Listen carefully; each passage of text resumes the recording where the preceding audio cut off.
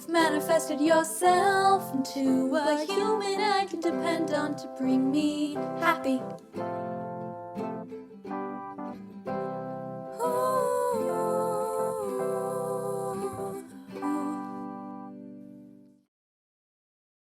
Hey, this is the Captain's Log. She's Lily Fox Lim, I'm Brian Kreutz, but we're also cosplaying Starfleet fictionally fashioned clothing.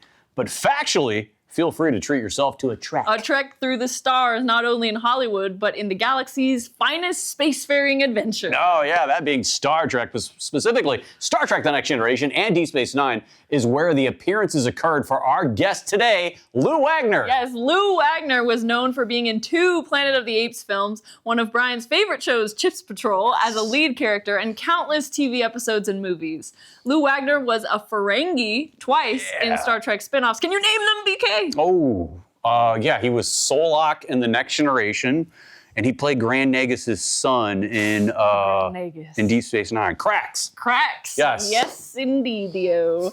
Lou Wagner's Solok character agreed to smuggle a Starfleet commando squad onto a planet, but only after some convincing from Beverly Crusher. But did you know this role in Chain of Command Part 1 was originally scripted to be Quark?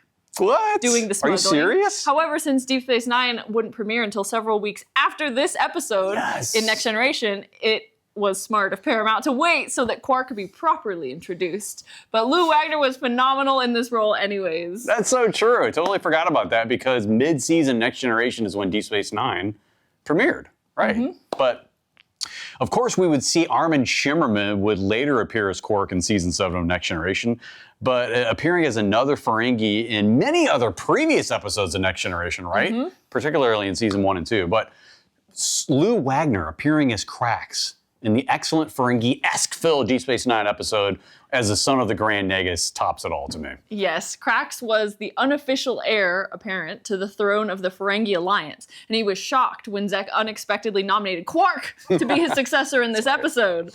Lots of screen time for Lou Wagner. We'll have questions for Lou coming up. Yeah, but first we have some Star Trek news and Lil's points of views. Possibly some clues, Let's do it.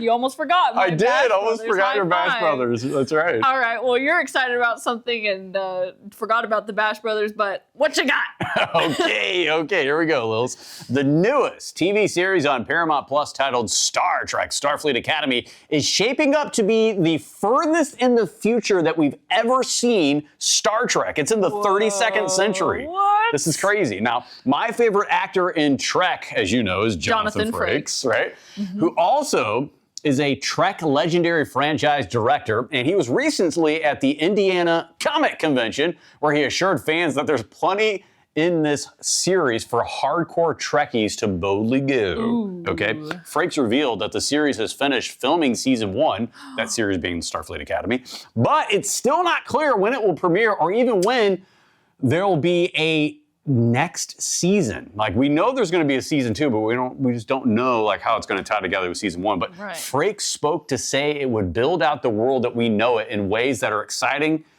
to longtime fans and newcomers alike. Frakes also revealed there's going to be a spaceship in Starfleet Academy, right? Ooh, how are they going to do that? I don't know. Like, Deep Space Nine, it took him a couple years to get the Defiant spaceship with him. Yeah, right? That's interesting. He's known for oversharing, Frakes is, but he can get away with it because he's Frakes. Yeah, right? he's Frakes. He can do whatever.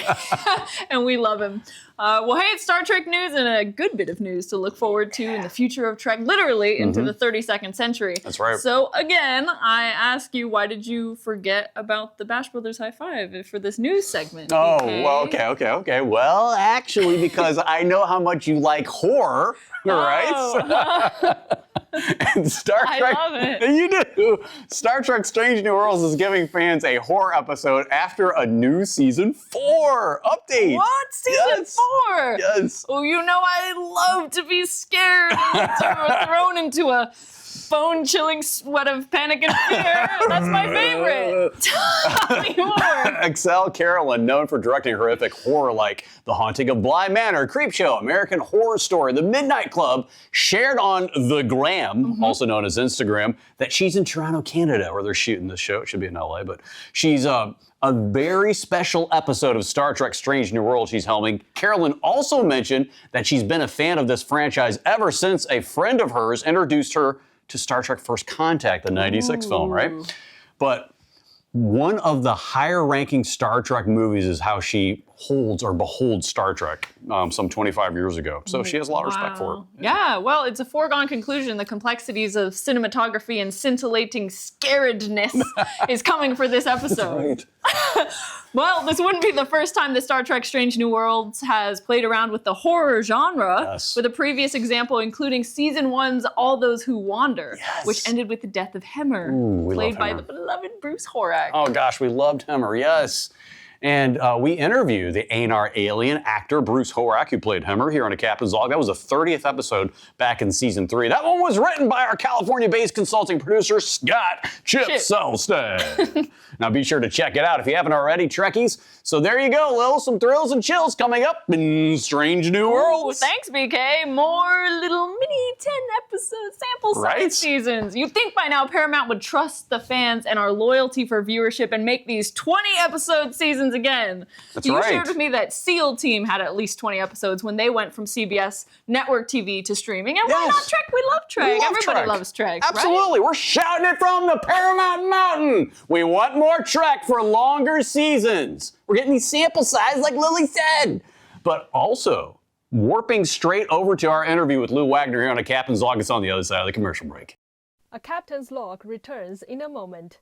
Welcome back aboard. This is the Star Trek-centric talk show, A Captain's Log. Now, Lou Wagner, our guest, played the role of Harlon Arliss in CHiPs back when I decided this was my first favorite television show. The show also starred Robert Pine and had Michael Dorn, who played Turner. Now, besides his numerous on-screen roles, Wagner also performed the role of Professor in the McDonaldland print ad and TV commercials opposite Ronald McDonald for over 15 years. Wow. A great career for Lou, who also appeared in Lost in Space, Happy Days, and Mayberry RFD, to name a few.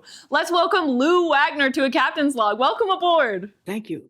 It's an honor on my part. Lou, talk about your beginnings, how you started your career, and maybe give us a cool story to set it up for our viewers. Around high school, a little before high school, I always would watch television, and I would think to myself, I could do that. I could act. So what I did, I graduated from high school, and I saved up a bunch of money, got my car fixed, tuned up, ready to go, got a wardrobe. So in other words, me and a friend, we assaulted Hollywood. And I knew one guy in Hollywood, one of the executive presidents of NBC, and his name was Jay Michaels. And so he walked me through everything. He told me the first thing you want to do is get into a play. So I said, okay, where do you suggest? And he gave me 3 top theaters in town, little theaters, you know. And so I said, okay, what's the best? He gave me the best. And it was run by a guy named Paul Levitt, who was an executive at CBS and, you know, did that on the side. And so I said, I will work for you 7 days a week,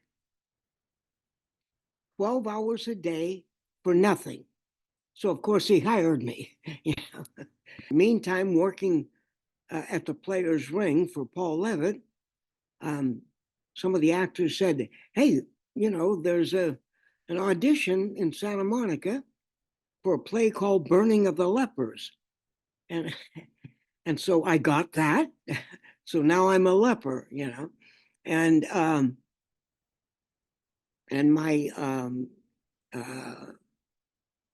my teacher there at the Anta Academy liked my work and said, you know, there's a place that we own in Hollywood, and and we need a caretaker there to, it's really for the insurance, so that we can tell our insurance there's somebody living there and we get a better rate and everything. And all you have to do is clean up every once in a while and you can have free rent. So I accepted that. It was right on the Sunset Strip. And about 11:30 one night, there was a knock on the door, and standing there were about 5 important people from the Actors Studio in New York. And they said, "We're going to take over this house, and we were wondering if you could show us around." So I said, "Wow, yeah, I'm an actor." So I showed them all around and showed them the garage. And they said, "We think we could turn the garage into the theater." And I said, "Yeah, man, that's a great idea." So they did take over. I became an apprentice at the Actors Studio and took 2 or 3 auditions to join, and finally I became a member. So I joined the Mary Grady agency, and then eventually went to their adult division, and my agent then was a lady named Pat Amaral, and then it all sprung up from there. Wow, that's an amazing story. I'm so glad you went through your beginnings coloring and painting the picture of how you got started in your amazing career. It's really kind of nice and neat to see how things happen for you with a different scenario and story to boot for the start of your career. But you definitely have a cool one, Lou. Number one is hang in long enough, and that's different for everybody, And while you're hanging in, get better. So in other words, keep studying, because everyone's going to get a shot. You always get a shot, maybe only one, but you better be ready. So that's all you need. All right, so let's get into your career here, Lou. 1968, upon my writer's research, this was a major year for your career. You appeared in Dragnet 1967, even though it was 1968. But I believe you did some things a little bit before this in front of the camera, right? I did Blackbeard's Ghost in 66. I don't think you see that. That was a Disney film. Yes, Lily and I appreciate that. You're filling in some of those early parts of your career. So this is interesting. I don't think I ever have seen where any actor has ever played 4 different characters across 4 different episodes in one series like you did in Dragnet. Impressive. That's really neat. All kids, all, young kids stuff, And one of them was about a bunch of us, I think it was called The Big Departure. It was about these kids who were stealing things because they're going to run away and start their own country on an island. The president at the time was Dwight Eisenhower, and he was sick in the hospital, and he requested that show to see. I guess he liked Dragnet, So, I was pretty proud of that, And also in that same year, 1968, you appeared in Mayberry RFD, that spin-off show from Andy Griffith, which I loved. Yes. Did you ever show up on set and have to remind yourself, which show am I filming today? Because it seems like you were doing a lot at the time. No, I didn't work, one show at lunchtime and another show at dinner time, So, no, I could keep them straight. And I had to, because I had to memorize the lines. Oh, yeah. You had a really good start to your career, particularly in TV guest roles. Now let's move forward a bit. Lou, you played Lucius in the original Planet of the Apes, a rebellious young chimpanzee who challenges authority. How did you land the role, and what was it like working with Roddy McDowall and Kim Hunter? And Morris Evans. It's an actor's dream. They're the best actors in the world at the time, and Charlton Heston, it was the strangest interview I ever had. Number one, my agent called and said, well, we have an audition for this show called Planet of the Apes. Well, that sounds like a Roger Corman film, So nobody, it was very hush-hush. Nobody knew anything about it, So, and that was at 20th Century Fox. So I went there, and lo and behold, I wasn't there to meet the casting director or read for. I was there to actually meet the director, Franklin Schaffner. So that right away is very strange. You're jumping right away to the director, without, he didn't have me read anything. He talked to me, asked me things about my life and what I like to do, and different things, and that was it. And he said, okay, thank you very much. And I left, and I got home, and the phone rang, and it was my agent. And she said, what did you tell him? And I thought, oh my God, well, I blew it, And she said, you got the part. The easiest audition I ever had. He saw something in me that he wanted for Lucius. So that's all I can say. I have no idea what it was. So Very nice. Now, just one more follow-up question about this, Lou. So Lucius was a young, rebellious chimpanzee who wasn't afraid to challenge authority, but did you see him as a revolutionary figure in the Planet of the Apes universe? I saw him as a teenager. I was Kim Hunter's nephew, Dr.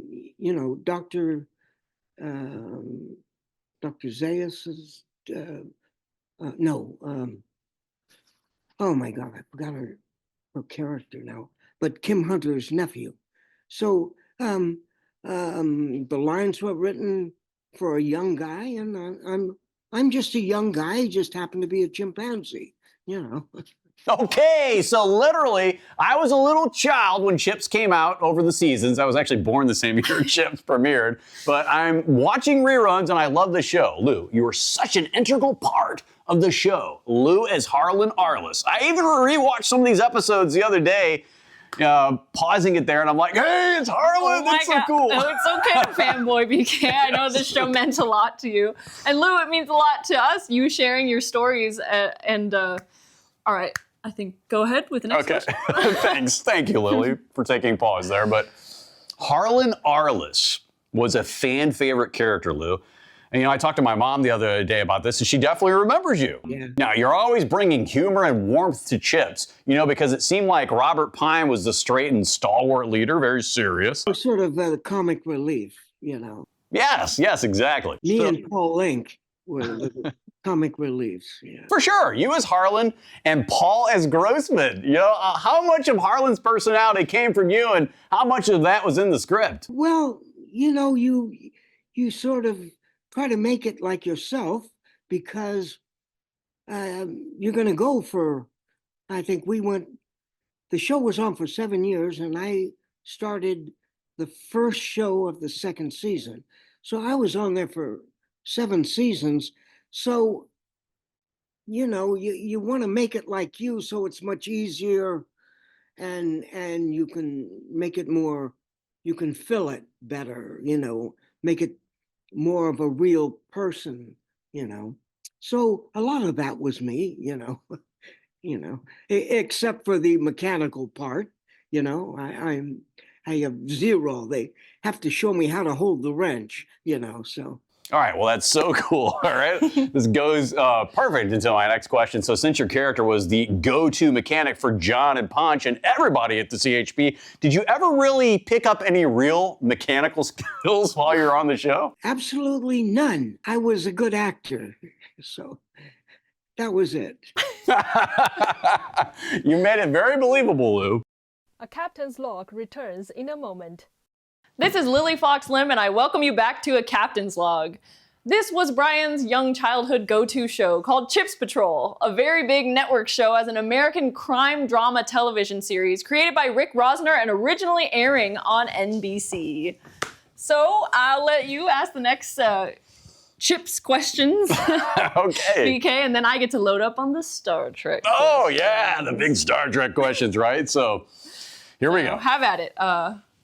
Back to the Chris Pine's dad's show, Robert Pine, and your question for Lou Wagner, please. That's right, as he's known today, for sure. Thank you so much, Lils. So, Lou, you had a great mix of action, humor, camaraderie. I truly think you did, Lou. Now, did you have a fan favorite behind-the-scenes memory from your time on the show Chips? And what do you remember about this? What stood out? I liked a lot of the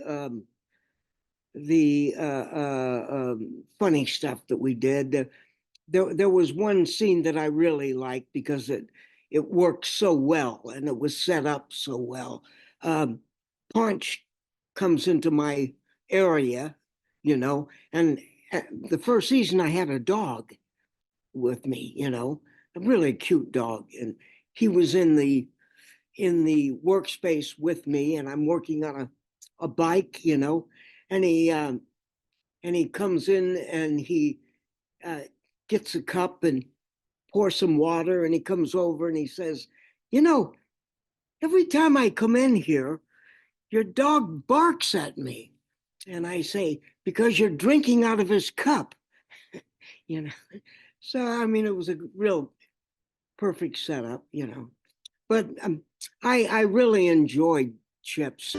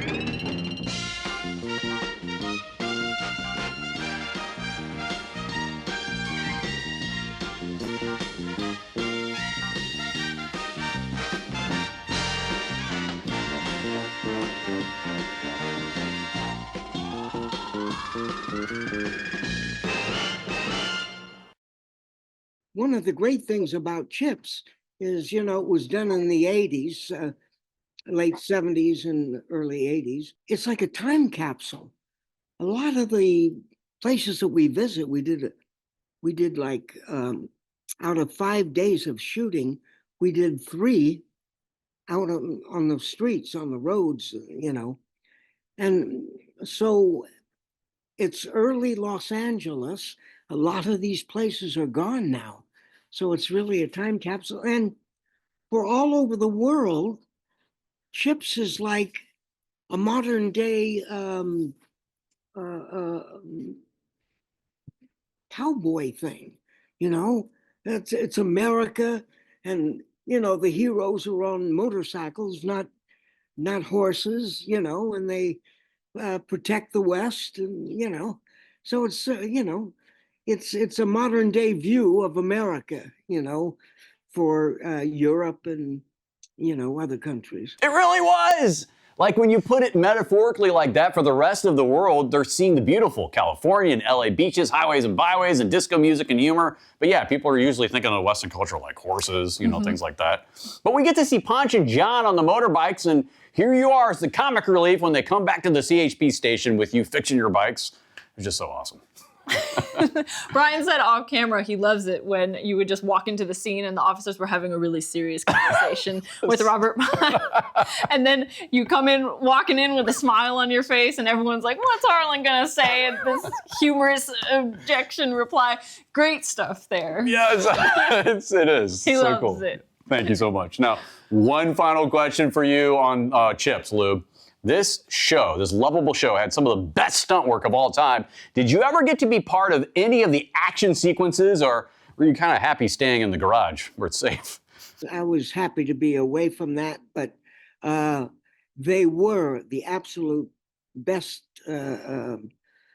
guys, in the business doing that.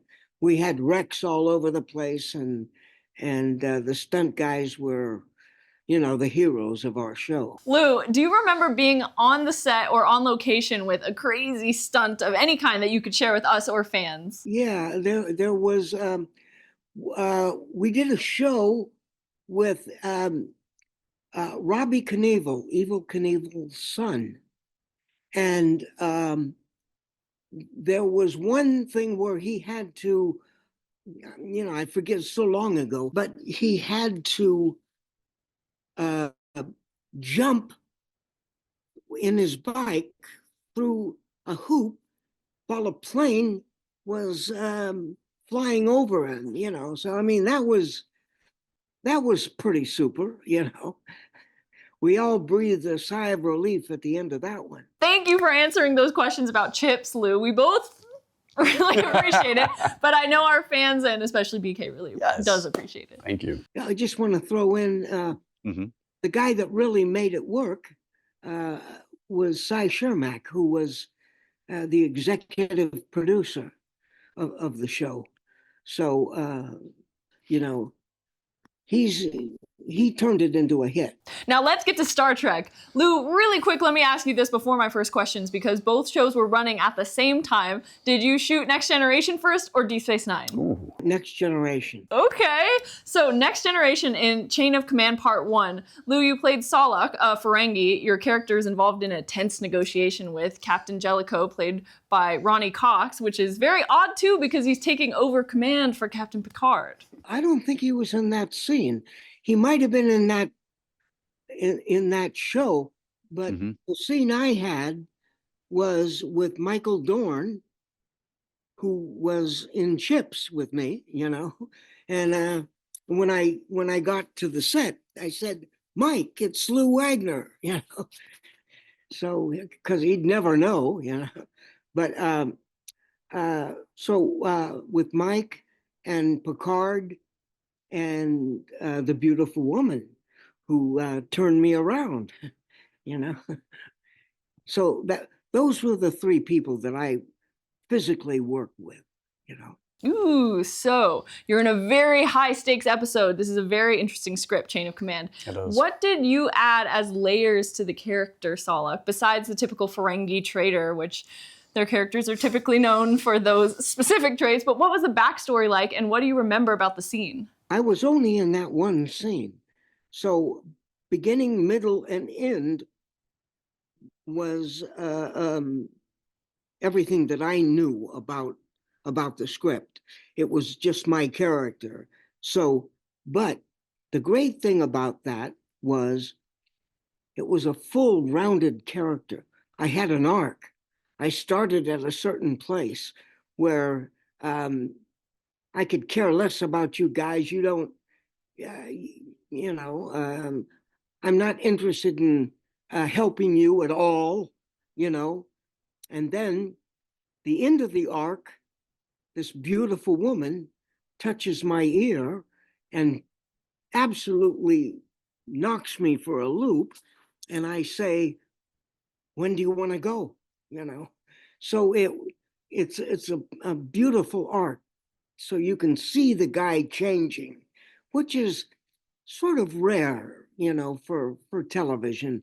You usually come on with one straight line, and that's your line through to the end of the scene, So, but I've since found out that Chain of Command 1 and 2 was really good show, you know. So I was lucky. Again, I was lucky. Yes, a character motive is typically one-track minded and what we will see throughout an episode, regardless of the series for a guest character. But you're right. That's fascinating about Solok, how he did change his story arc drastically to help our Enterprise bridge cruise mission when Beverly coerced him. Ooh, yeah. And the Chain of Command two-parter is best remembered for Captain Picard's torture scenes. That's right. But your scene, Lou, had its own intensity and change of character motive. What do you recall about filming your sequences, and what do you remember about being on the Paramount sound stages? I mean, you've probably been there before Trek. I've been doing this for 50 years, so more than 50 years. So I've been on the Paramount lot many times. So, you know, it was just this one important show.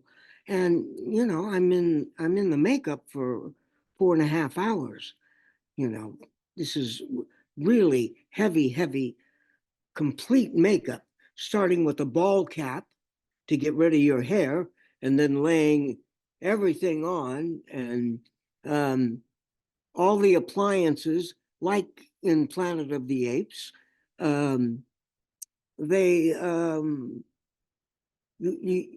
you get the appliance on, you have to stipple, you know, with around the edges, so that doesn't show up on film, so it looks all like part of your skin and everything. So it's just hours and hours of work.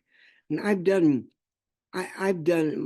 most of my career, my early career, was appliance stuff. Like I told you, the script was written so well with such a great arc for my character, you know, that I was very lucky in that respect. Now, did you do research on that alien character race, because you know that they had been in Star Trek The Next Generation for years before? The casting department showed me some clips of other Ferengis, and they explained to me that they're cunning and nefarious, and, you know, all those different things, you know. So I understood the type of guy I was supposed to be. Lou, do you remember on set any pronunciations of alien technobabble or planets or dialogue that was the challenge for being a guest star actor in this Ferengi role in Chain of Command?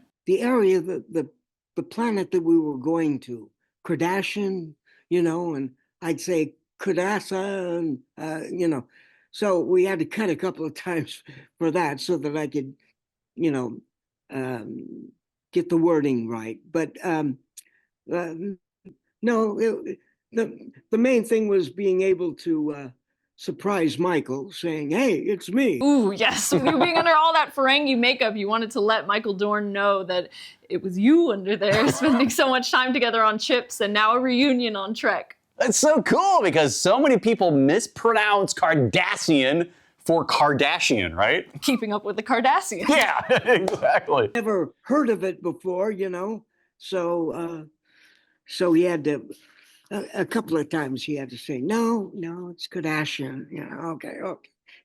So you obviously did such a good job as a Ferengi on The Next Generation. From what I could piece together, you did Deep Space Nine not too much later after this role as a different Ferengi Krax. Maybe 2 or 3 months after that, I think. Indeed. So now you're playing the Ferengi Krax. Share your memories. This is a Ferengi guy, and he actually is a really big deal. The Nagus' son, you know, who's cunning and... Yes, he was cunning.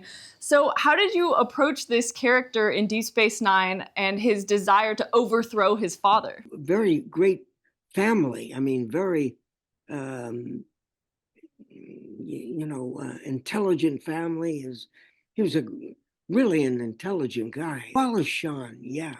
And, you know, he did the great, that piece. Oh, you're referring to the movie with Wallace Shawn in '81 called My Dinner with Andre. My Dinner with Andre, yeah.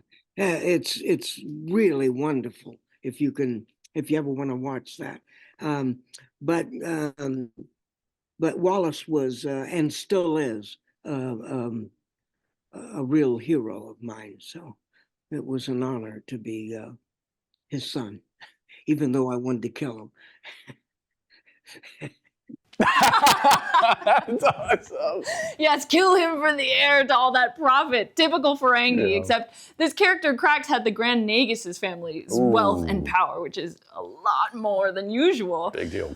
So Lou, your scenes were mainly with Wallace Shawn as Zek and Armin Shimerman as Quark, both larger-than-life Ferengi characters. What was it like working with them in Quark's bar after having the very first scene walking out of the airlock? What were you feeling like during the shoot as an actor? I had a cold during that shoot, and my head was messed up. That wasn't in the show or anything. It was hard to concentrate. That's just something private. But it was a great show. But my favorite is Next Generation, without a doubt. I really liked the set, the people, and they were really wonderful. My favorite character was Solok from Next Generation. It was just so fully rounded for me, even though it was short, that's what made it exciting. Within one scene, I could complete the arc. It's very rare for an actor to be able to have such a scene like that. So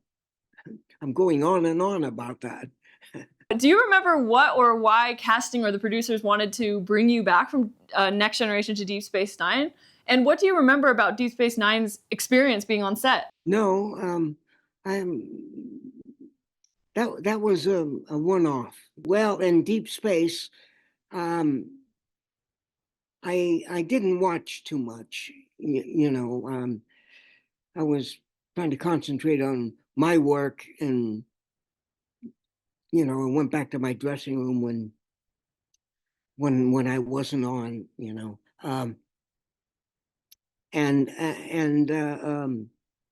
Next Generation, I was just in that one scene that you saw from beginning to end, So now the thing that I took away was for Second Generation, such a perfect cast, and the thrill of being able to work with Mike again. Lou, from everything in Planet of the Apes to Chips, Star Trekking with Michael Dorn, and Raising Hope, Lili and I are grateful that we were able to capture some of your history into an interview like this. Hollywood dreams are big, and you've lived that dream, so thank you. Bye for now. Ooh.